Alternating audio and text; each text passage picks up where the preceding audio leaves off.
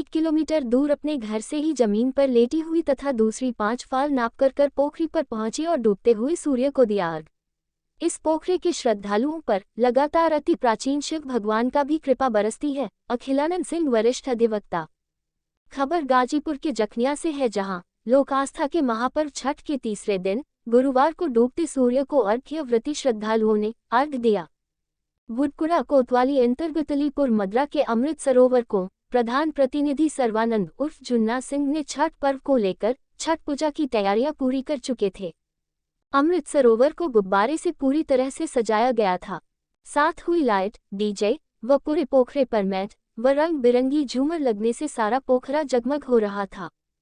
पोखरे की सफाई भी पूर्व में किया जा चुका था। अलीपुर मद्रा में छठ महापर्व पर एक छठ के व्रती श्रद्धालु रिंकू देवी पत्नी विंध्याचल राम के 2 लड़का 1 लड़की है। ये श्रद्धालु 1 किलोमीटर दूर से अपने घर से ही जमीन पर लेटी हुई पोखरी पर पहुंची और डूबते हुए सूर्य को अर्घ दिया। वहीं दूसरी श्रद्धालु रीना पटवा अपने घर से 5 फाल नापकर पोखरी पर पहुंची। इस सिलसिले में वरिष्ठ अधिवक्ता अखिलानंद सिंह ने कहा कि छठ महापर्व के 4 दिनों का महाव्रत होता है। व्रती श्रद्धालुओं के लिए काफी कठिन व्रत माना जाता है। उन्होंने कहा कि अलीपुर मद्रा का ये पोखरा काफी दिव्य और दैविक है, क्योंकि अति प्राचीन काल से शिव भगवान की प्रसिद्ध मंदिर से सटा हुआ है और इस पोखरे के श्रद्धालुओं पर लगातार शिव भगवान की कृपा बरसती है। उन्होंने छठी मैया से हर श्रद्धालुओं की मनोकामना पूरी करने की मन्नतें भी मांगे।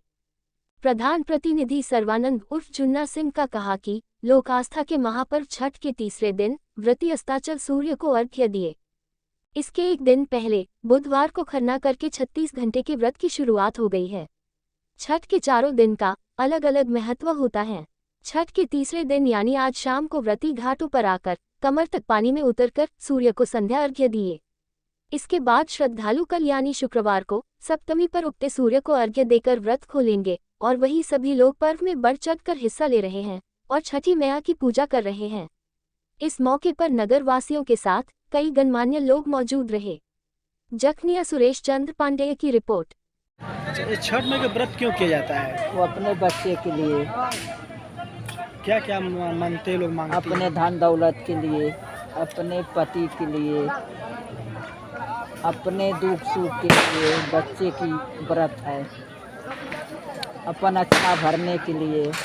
तो कितने दिन का व्रत है और कितना जो माता जी श्रद्धालु कितना कठिन भैया एक दिन लौकी, दिन भर भूख के लौकी भात खाया जाता है। सांझ के बिहान भैले चाहे रोटी खीर खाओ, चाहे पूरी खीर खाओ, वो प्रसाद उठा के अपने दर दयादीन के थोड़ा दे दो, सबके हाथ पर डाल दो। बिहान भैले अब निराजन है।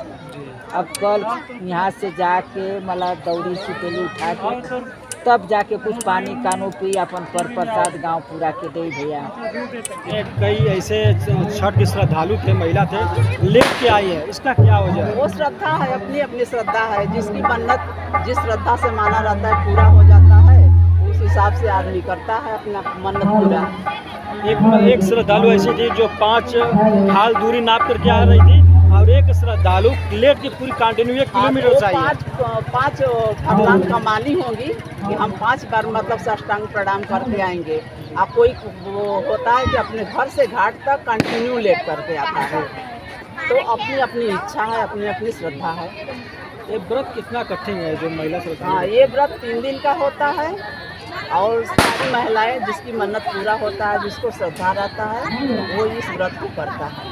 इसमें पुरुष भी व्रत रखते हैं क्या? हाँ, पुरुष भी व्रत रखते हैं। अगर स्त्री नहीं रख पाती है किसी रीजन से, या उसका तबीयत खराब है, या छोटा बच्चा है उसके पास, या प्रेगनेंसी टाइम में है, तो वो पुरुष रख सकता है और रखता है।